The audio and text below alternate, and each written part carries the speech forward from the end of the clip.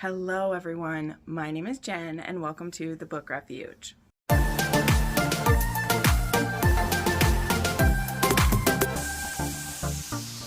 Hey everybody, as you can tell by the title, today we're talking about Mafia Romance, and specifically we're going to be, me, I mean, please sound off down below, but I'm going to be reacting to your favorite Mafia Romance that you've read this year.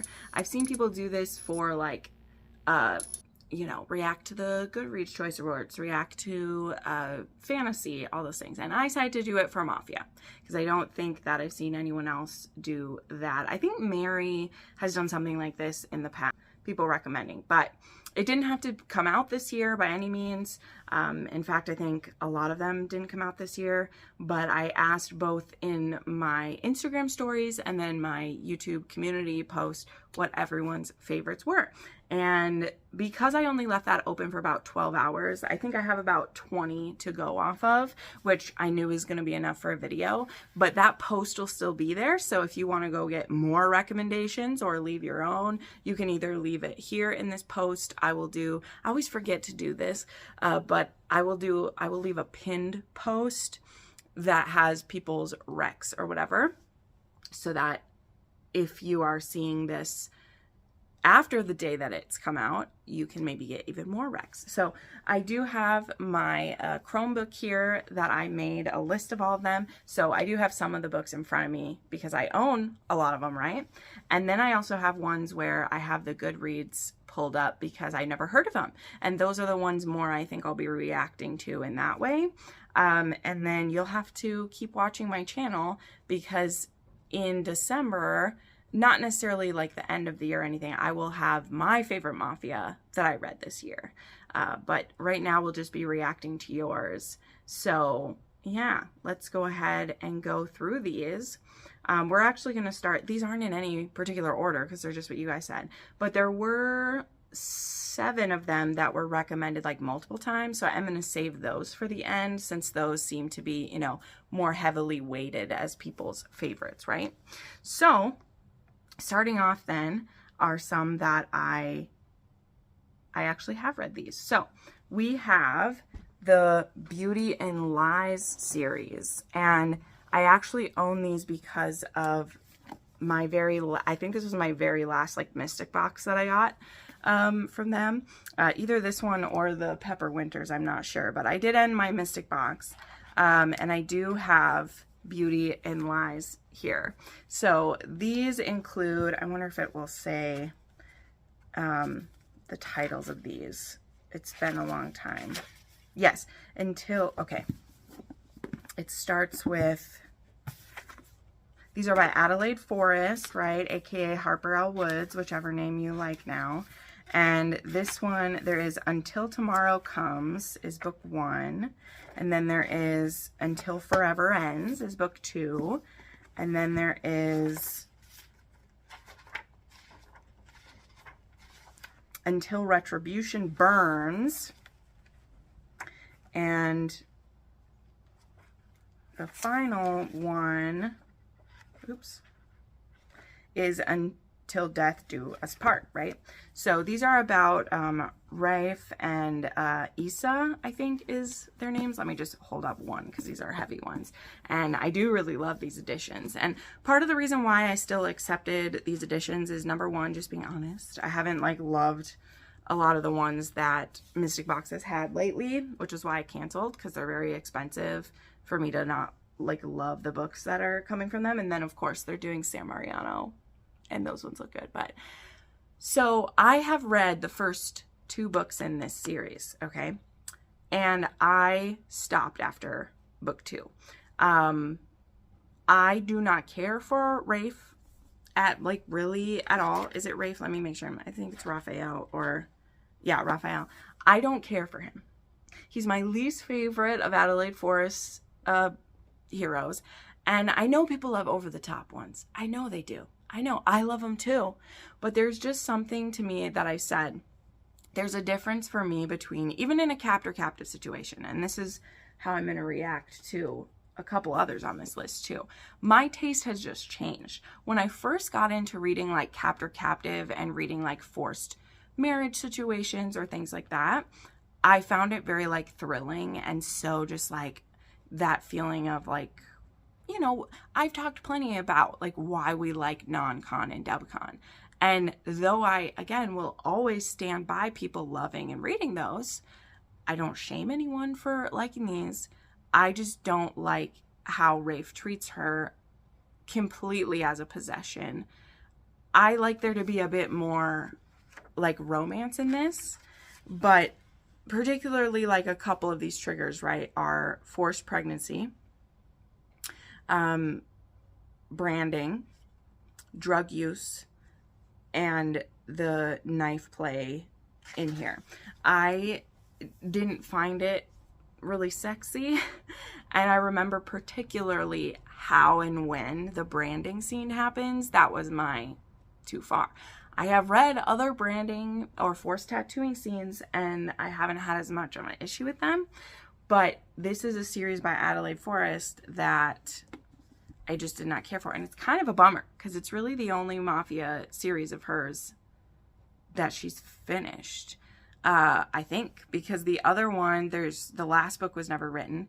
The other duet that I really like from her never got finished. So I wish I loved this one, but I just don't.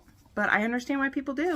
I absolutely understand why people do, because for a while this was right along the lines of what I really loved. So it's a very dark one, and as I said, I did accept these ones because I'm not never say never. Because here's the thing too, this is a 4-book series. It's not a 2-book series. I DNF'd it when I was almost done with book 2. He could win me back over. He absolutely could win me back over. I'm just not in a place where I want to try. And I would have to start at the beginning again. And I think starting at the beginning again wouldn't help either. But I do love how these look. So for now, I'm not going to sell these or get rid of them. And maybe one day we'll try again. So along those same lines of authors that I started with, but now I don't like vibe with them as well, is Anna Zayres. So some other people, one of their favorites this year, someone did the Tormentor Mind series, and I did pull that one up because it's been a long time since I read it. But Tormentor Mind does spin off of the, what was that series called? The Twist Me ones, which, as with a lot of people, if you started reading dark romance, you know, about 5 to 6 years ago, Anna Zayres is someone who immediately would pop up. Twist Me series was the first kidnapping with non-con that I'd ever read, and where she ended up with that person. So it's imprinted on me as this series that, like, it was the beginning of that for me. The mind games that were played, the complete control, and the absolutely not caring what the woman's thoughts were at all, was fascinating at the time. And that led me to so many other amazing books, right? Like that led me to Untouchable, and it led me to San Mariano, and it led me to ones from Pam Godwin that I love.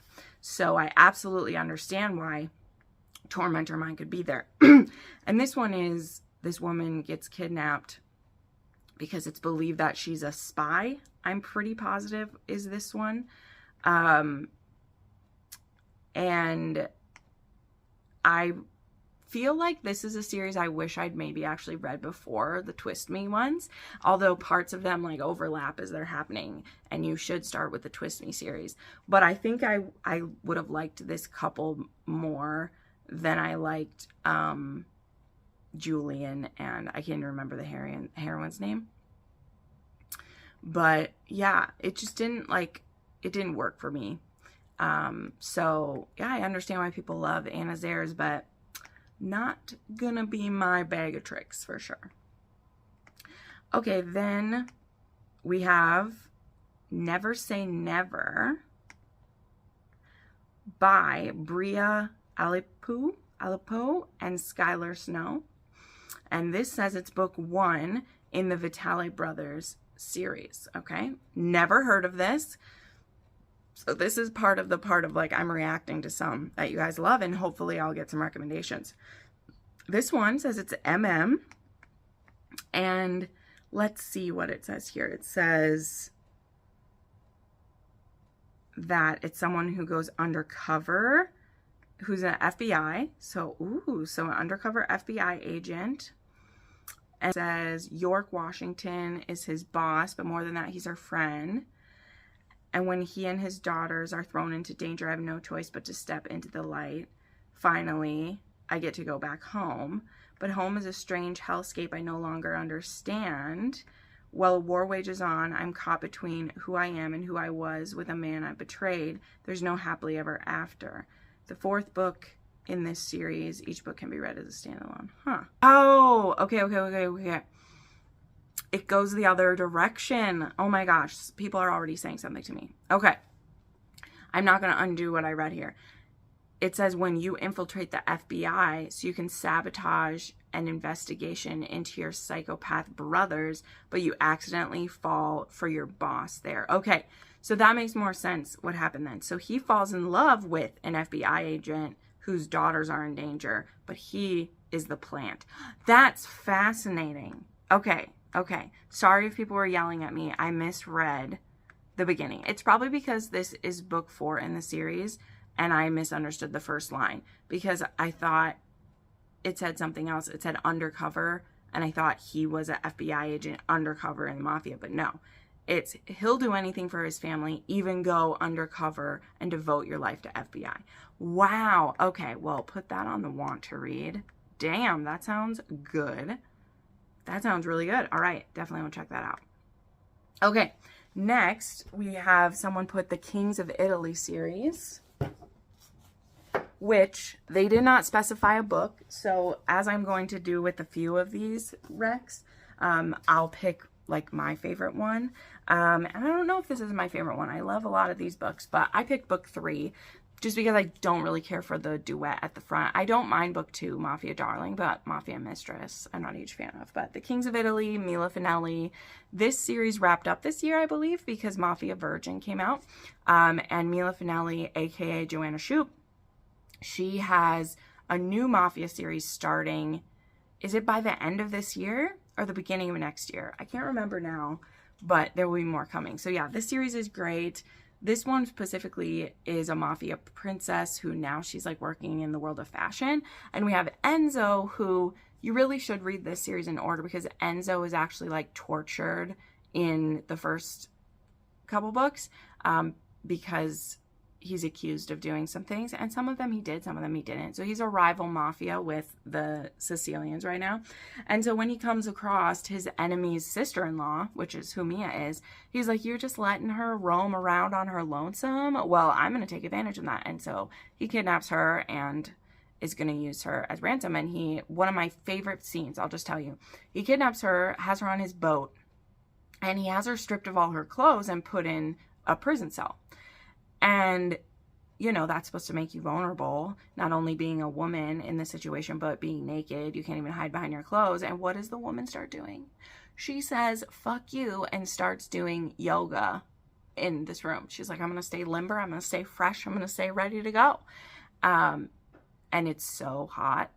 Like, I am obsessed with her in that aspect, right? I love it. So these books aren't perfect. They're a bit like Mafia Candy is what I call them. You know, they're not trying to make you think too hard. They're just there to give you a good time. But Enzo and Gia are done very, very well. My two favorite in the series, I think I like this one the best. But I also really love Mafia Target, which is the MM one in the series. I really like that one as well. So the next one is Venomous God, someone said.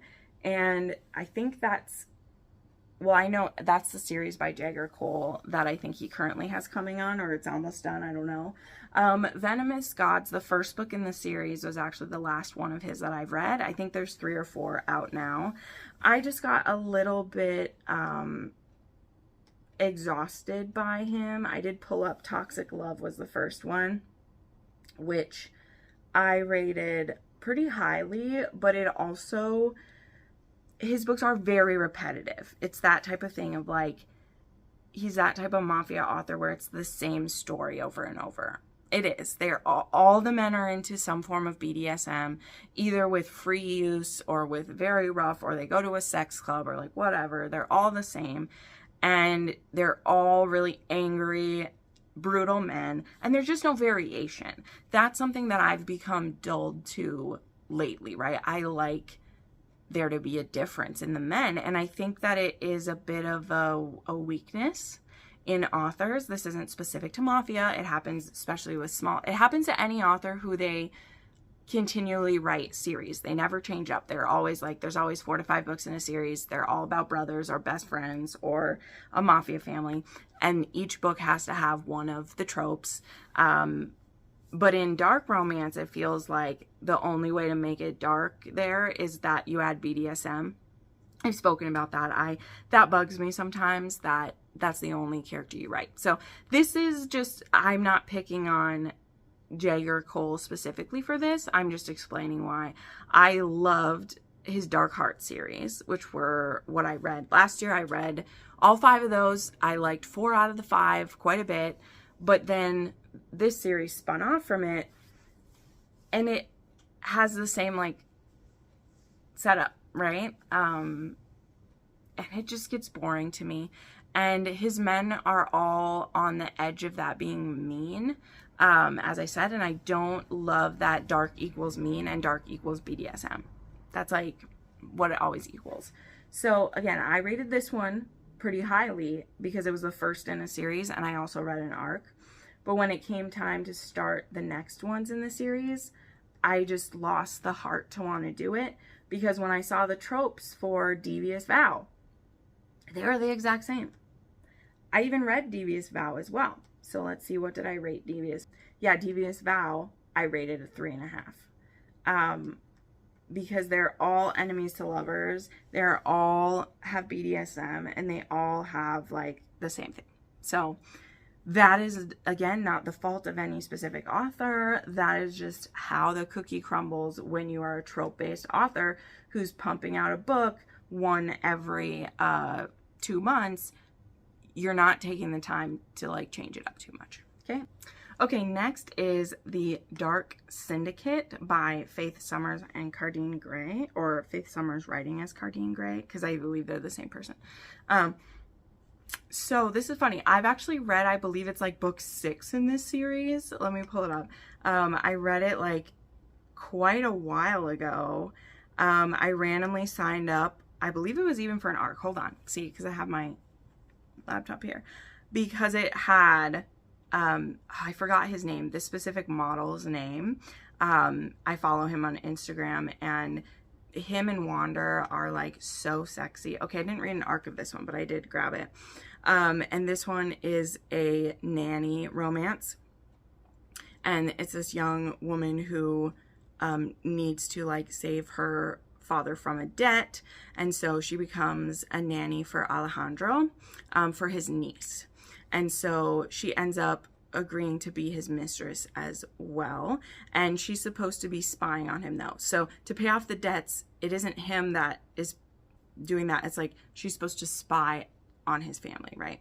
So it was pretty quick moving. I liked it. So anyway, that's the one that I read. I gave it 4 stars. I read that over 2 years ago. I read that in April of 2022. So this series actually starts with Ruthless Prince, and it says this one is a dark mafia arranged marriage. So I definitely would give this one a try.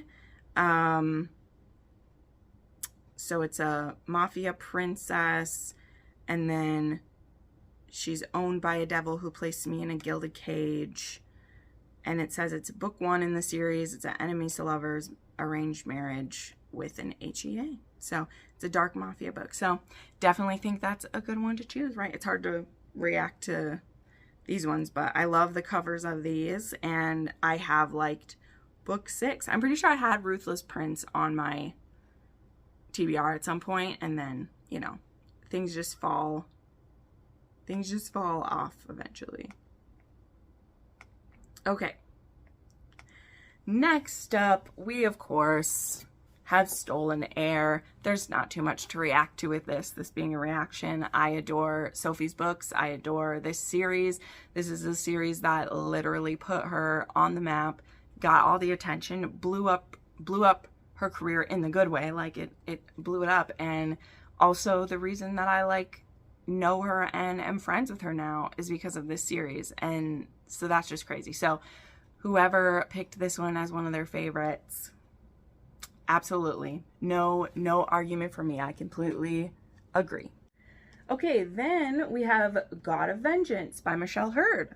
So this is a part of the Kings of the Mafia, and God of Vengeance is the 5th and final book in that series.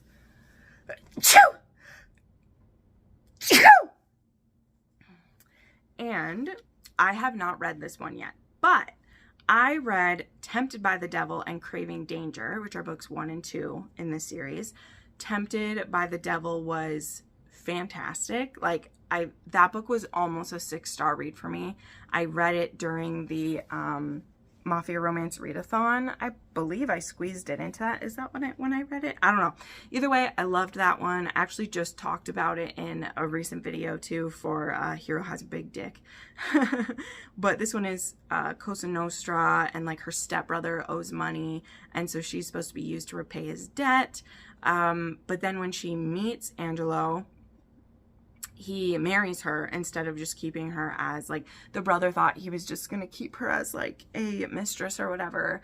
But no, Angelo sees her and he marries her and he treats her like a princess. It's almost a Cinderella story. Like, I loved it. So I've been reading Michelle Hurd for the past 2 or 3 years. And in the same way that I ragged on, you know, Jagger Cole for the same setups over and over, she does that too. And I don't think one is better or the other, just the way that there's Jagger Coles that I gave 5 stars and 3 stars. There's Michelle Hurd's that I gave 5 stars and 3 stars. Part of the reason I'm not on her art team anymore, and I used to be. I was on it for the very end of the Sinner series, and then I was for quite a few books after that. I fell off of it because hers were very similar too. And also, so many of hers are all connected. I believe Kings of Mafia was starting a new series. I'm not sure. But then, like, she just shared on her Facebook that her plans for the next 2 years are, I think she's starting a new series, and it's going to be a 1st, 2nd, and 3rd generation series she's going to write, right? So I think that's great for getting her bills paid and for keeping us with content, but how many of them end up being super original, right? Again, I have mad respect for this. That is what a working author does, who's an indie author, right? They get these books pumped out, they keep the money coming in, they pay them and their team, and we have hundreds of stories, thousands of stories to choose from for it. So for all of that ramble, like, what am I doing? I still have so many books to get through, Jen. Stop it. So I think that I really do want to read God of Vengeance.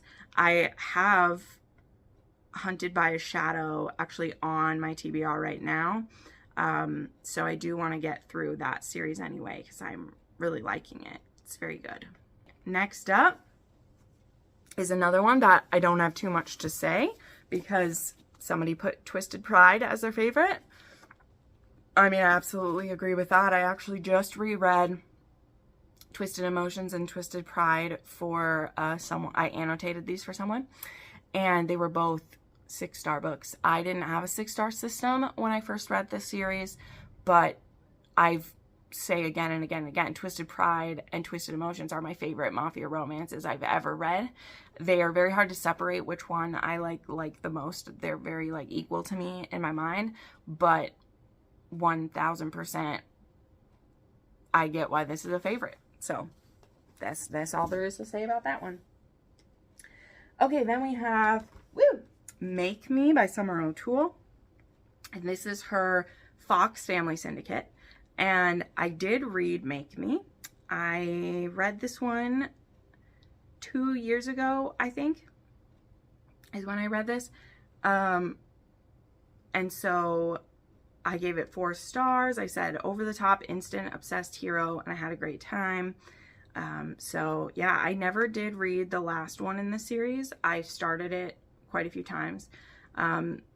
This one is there's a serial killer. She's trying to find who killed her friend, and she thinks that it is the Fox brothers, and the police aren't helping because her friend, you know, isn't in the right demographic of people they're trying to help or whatever. And so that makes her pissed, and she's willing to like go for it. And once she catches attention of the Fox brothers, well, she's not going to easily lose that attention. That's for sure. So I like that one plenty enough. Okay, then we have another that's easy to say. We have Ruthless Stranger by Maggie Cole. I absolutely adore this series. I really do. I had someone lately ask me about her books currently, and I'm 100% honest. I haven't read one of her books since, well, I did read Seeds of Malice, but I hadn't finished her Irish Mafia, which spun off from this. And I did not enjoy Seeds of Malice. I don't really like where her writing style has went. It's went almost completely to the spice. A lot of the heroes are very cruel. Like, that's how I felt about some of the Irish guys, as well as how I felt in Seeds of Malice. Like, it's supposed to be over the top, so I was warned about it. But that love interest was so mean, I couldn't go there. But enough rain on that. Ruthless Stranger has always been and will always be like a favorite Mafia for me as well. I just have so much nostalgia for this time as well, because the same time I discovered Sophie Lark is like when I discovered this series, and this was one of the first authors who like reached out to me like directly and was like, do you want to try my books? And they like sent them to me, and I was able to put some in a giveaway. Like, there was just so much nostalgia around it. And because of how I feel about her books now, I'm like scared to reread them. But I do really want to reread Ruthless Strangers sometime. And yeah, because I just had such good feelings about it then. I really, really did. So yeah, but this one is Max Moff and Aspen. And I love that almost all of Maggie Cole's characters are going to be in their 30s or 40s. And, you know, so it's a more mature, I hate saying that, but you know what I mean. It's more mature love. And this one is, she's having a divorcee party in Vegas, and he's there with his buddies for a bachelor party, and they end up having a 2-night stand together where she wears a blindfold the whole time because he doesn't want her to know who he is and put her in danger. But then when they both are back in Chicago, they end up in a business meeting where she's representing, I can't remember what she's representing. I think she's representing the city or something, and his family's trying to like get property to like build hotels or whatever, condos, whatever. And they meet again, and they immediately know who the other one is. And then the obsession begins. So yeah, I still greatly recommend this series. There is 10 books in the series, but it does split kind of into 2 halves. There's the Russian half, which is the first 5, and the Irish half, which is the second 5. And I pretty much love all the books in here. 8 out of the 10 books are like 4 or 5 star. There's only 2 that weren't as great for me, but definitely recommend. Then we have a couple Rena Kent stories, right? So we have quite a few people. This one actually, 2 different people said the Monster Trilogy, and 2 different people said Legacy of the Gods. So first up, sorry, I feel very far away. First up, the Monster Trilogy.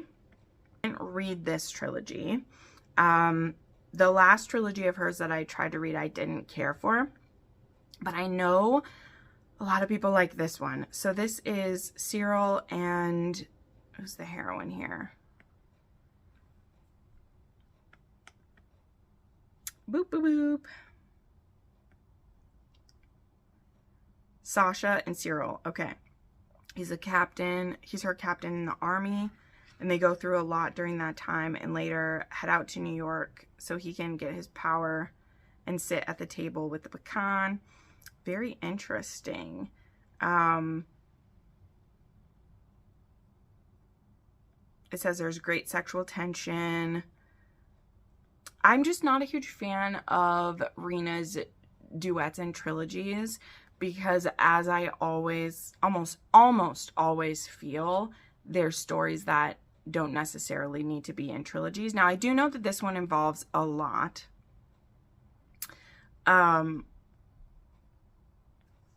But still, I don't like cliffhangers like that feel needless. I don't know. So, but my reaction to this is I know that this trilogy is a lot of people's favorites. And I'm not going to say never to it because I never tried this trilogy at all. There's other ones I've DNF'd, but I never tried this one, and I definitely would. So that's my reaction. That was a horrible reaction to it. Sorry. But that's my point. I haven't read this trilogy, so I don't know. I have stated many times that I tend to have difficulty with Rena Kent's duologies and trilogies, and honestly, series outside of Legacy of the Gods.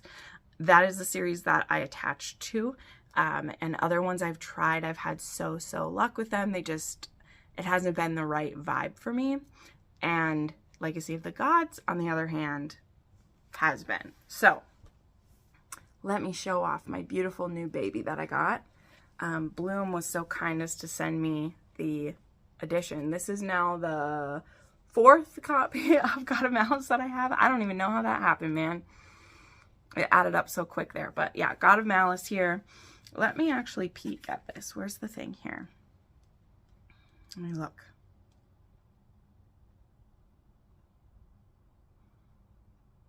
Oh, so it doesn't say how they're related in here.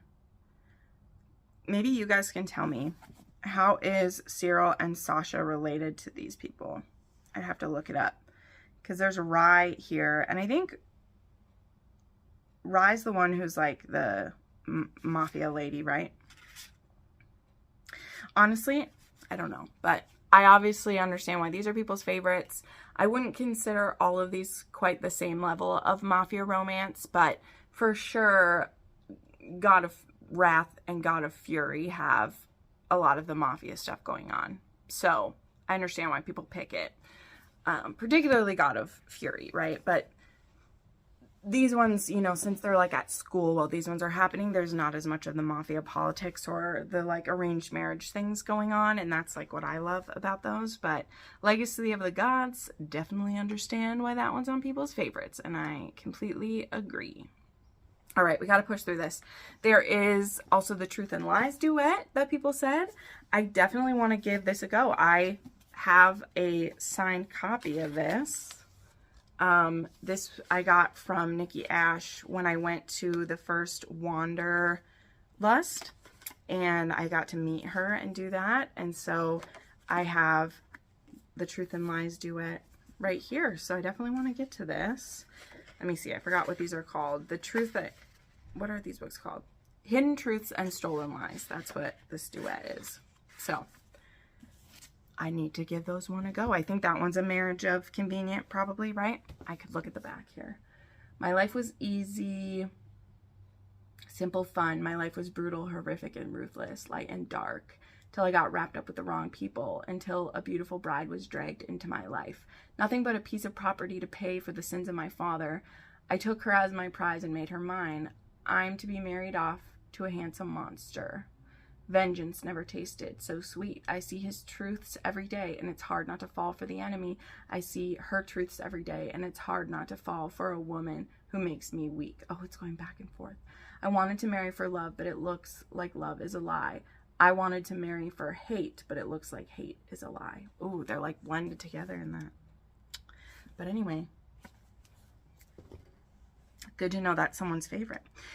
Then we have The Sweetest Oblivion by Danielle Laurie. I've talked about that book a good amount of times. I won't bring that one up. Definitely understand why that's a favorite. We have the Melnivok Bratva by Sonia Gray. Never heard of this one before. This is another one here that I've never even heard it mentioned. So the first book in this series is Devil from Moscow. This looks really good. I'm going to add it to my want to read here. And this one says, never expected to fall for the devil. You know the story where the hero comes in and saves the day. This isn't that story. Instead of a knight in shining armor, he's sexy, tatted Bratva boss with a reputation for being brutal. His name is Vasily. Brought to my lowest, and I'm broken. I don't recognize myself. He doesn't offer me salvation. He offers me protection and revenge. Because I don't need a knight in shining armor. I need a villain who doesn't mind getting his hands dirty. Ooh. So Vasily, it says, when I first saw her, she was broken and alone. I couldn't leave her, so I did the only thing I could. I claimed her and gave her the protection of my name. She knows who I am and knows my reputation, but she's not the one who needs to fear me. It's all the men that hurt her who need to be scared, because I'm coming for them. One by one, I'm going to take down every single person who dared hurt what's mine, because Nina is mine. Ooh, so this is a steamy bratva. Read responsibly, it says.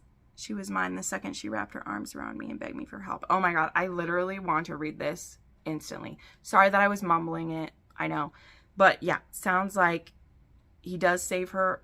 He does save her from a bad situation, it looks like, but then he offers her revenge. So is it, let me see if in reviews it says, does he marry her to do that or just claim her to do that?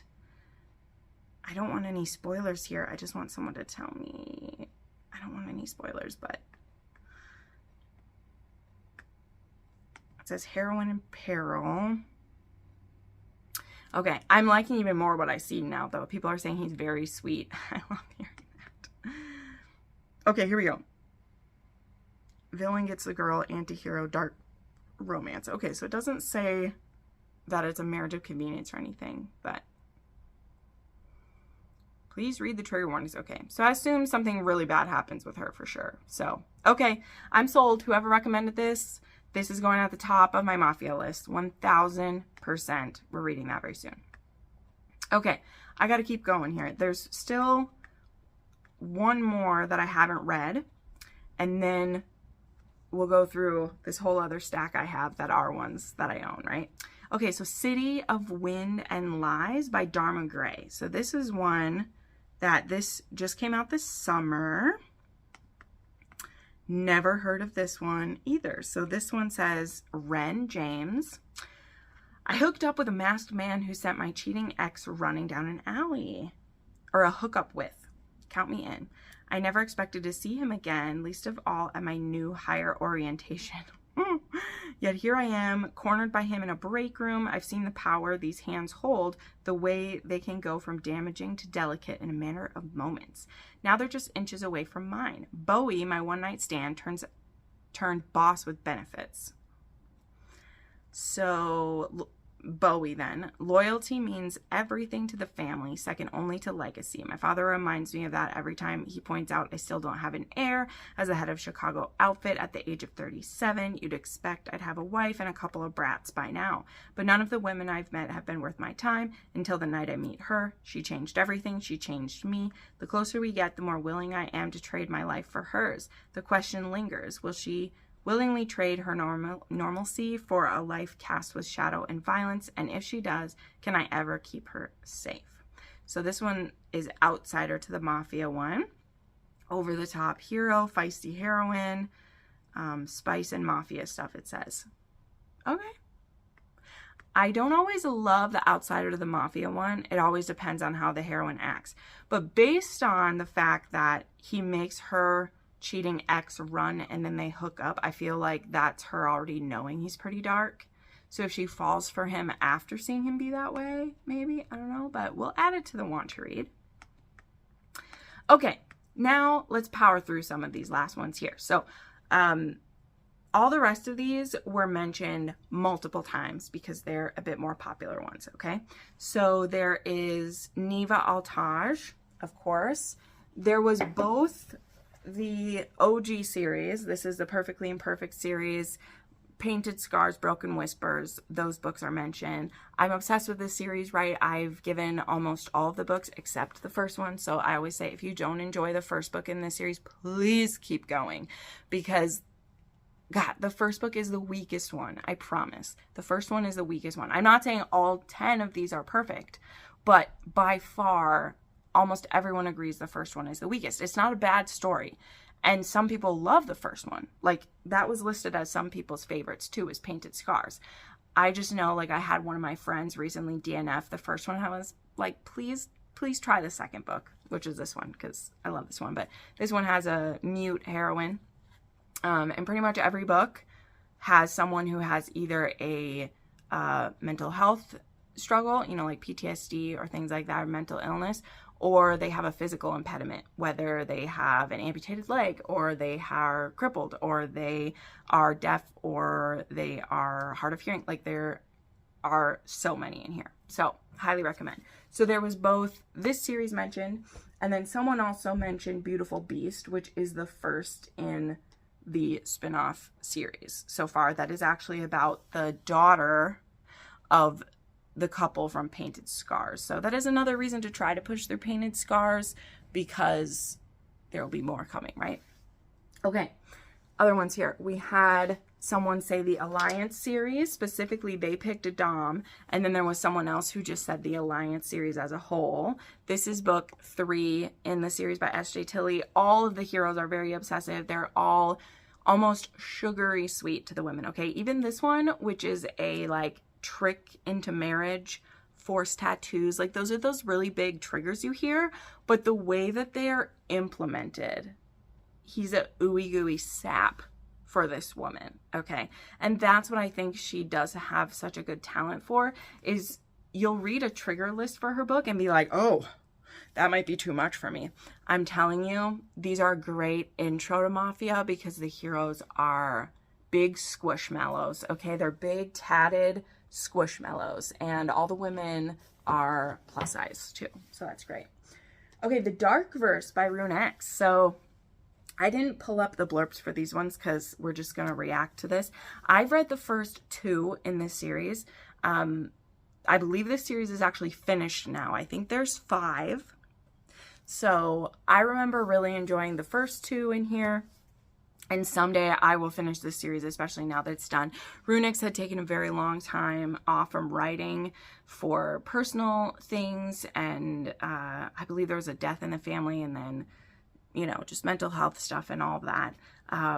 And then there was her books getting picked up and things being like re-released from her, but not having like new content. It's such a weird thing once that happens. But I believe this series is finished, or else the last book is coming out. So I do want to finish it sometime.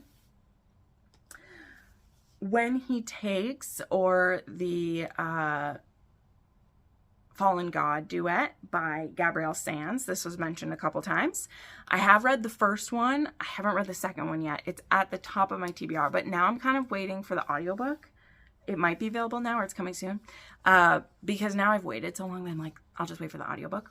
But I completely understand it. This is a spin-off from her Fallen series, and then this is Fallen God. Is that what that series was?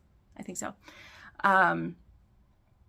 And this is a spin-off. So at the end of book 4, there's a character who has to go into hiding, who's a mafia guy, and he basically goes in hiding in this small town. So this the first one, When He Desires, is actually a like small town like man undercover, and he falls for his neighbor, but he still can't quite get rid of all of his mafia tendencies. So he definitely does some very possessive, naughty things to make her his.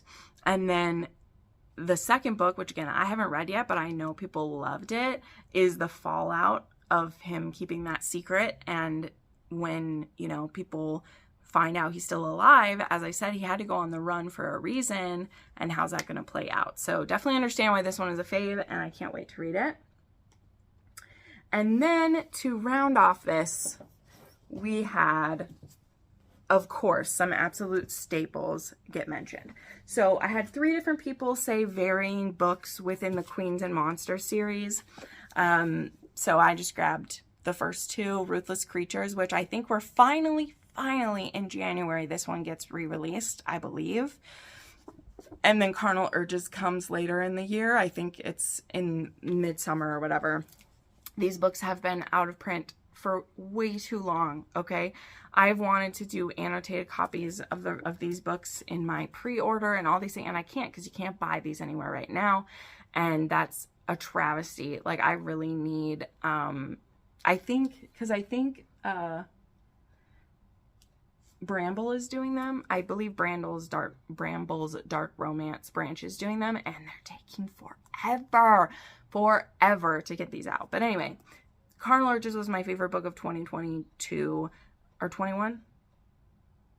Yeah, it was 21 because it was this one in 21. In 22, it was Heartless, and last year it was P.S. in Trouble. Yeah, so in 2021, this was my favorite book of the year, and I adore this series. I gave every book 6 stars in this series. If I were to, like, re-rate these, I would give this one, like, a 4.5 of 5 star, and then I would still give 6 stars to this one, 5 stars to book 3, and 6 stars to book 4. So they're all still, I adore them all. I don't retroactively usually take stars away unless a book really offends me later on, but highly recommend. The audiobook, I think they're still available, or there's something happening with those, but I think the only reason it's taken down is because they're going to add the bonus content into those that will be in the book, as well as they need to, like, change hands maybe. I don't know. I just made that shit up. Don't listen to me. And then the book that was picked literally 6 times. And I'm sure this is indicative of, like, my audience, because they know that I love this book and I talk about it all the time. So I know it's a bit of a skewed pool of people picking it just because I am the one who pushes this book constantly, right? But anyway, the one that people picked by far as their favorite Mafia book this year is His Tesoro by Amelia Rossi. Okay. And yeah, this one is absolutely beautiful. It really, really is. Look at this. This is a special cover. You can buy this from her website. But yeah, we have a heroine who's a Brodfa princess, but she is very neglected. And I mean, yeah, literally, like, her father pretends she doesn't exist because she has a disease where she can't always walk well. I don't know what it's called off the top of my head. I used to have it written down somewhere, but, oh wait, I think it's written right here. EDS, hypermobile HEDS is mostly diagnosed. Okay. Yeah. And so she needs to be in a wheelchair sometimes or use a mobility aid. And our hero, he doesn't really care about those things, but he does kind of care that her father had, like, lied about her and that wouldn't have just told him so that he could make his home ready, because his plan is to marry this girl and then leave her in his home and out of his way. She was a marriage to make a deal. He's not planning to have children with her or nothing. And so she went from one home where she's being ignored to a new home. Now, in this new home, she may be being treated better by, like, the staff and all those things, but she's still being neglected until she starts having some interactions with her husband and he realizes just how wonderful she is. Now, the reason, I'll just tell you, the reason why this won't be on my favorites list, it might make an honorable mentions, we'll see, is because, like, the third act of this book, like, blows up a lot of the good stuff. Like, I'm just being honest. The third act almost ruins this book.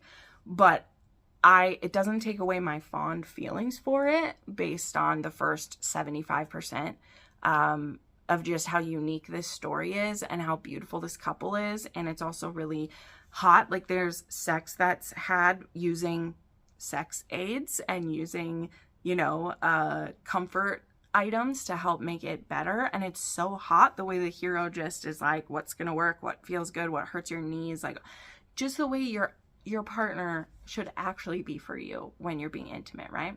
So it doesn't undo that completely, but it does undo it a lot. So what I meant by, yeah, this will probably make an honorable mention when I make a list of, like, favorites. But if I make a list of favorites just of Mafia, it'll probably be pretty high up there because I just hadn't read anything like this. So, but this was your pick, and I completely agree with you. I agree with you. It's wonderful. And there's a lot of people that a third act isn't going to ruin it for them. And it didn't I personally still gave this book 4.5 stars. And if I hadn't liked the first good chunk of it so much, it would have been worse because as a book, it has some issues, but the romance is so cute. So there you go. I hope that we've all found some recommendations. I know I have. As I said, I made a list of about 4 or 5 of these ones, and hopefully I'll be able to update you guys on my thoughts on those. And again, make sure you subscribe to the channel. Keep an eye out. I'll be giving you my list of favorite Mafias I read this year soon. I'm also planning, maybe I'll put those into the same thing, I don't know, but I'm also going to do a video where I list every Mafia book I read this year, because I think I could do that. And then either later on do one, I don't know. I want to make Mafia content. I've been in the mood for it. So anyway, thank you so much for watching. Again, I'll have links to all these books down below. Thank you to everybody who told me what your favorite is. And again, feel free to keep listing ones that are your favorites down below. Or if one of these was mentioned that I haven't read, give us more of a pitch for it down below about why it was your favorite so that we can pick it up. Thank you so much for watching, friends. I love y'all, and I'll see you next time. Bye.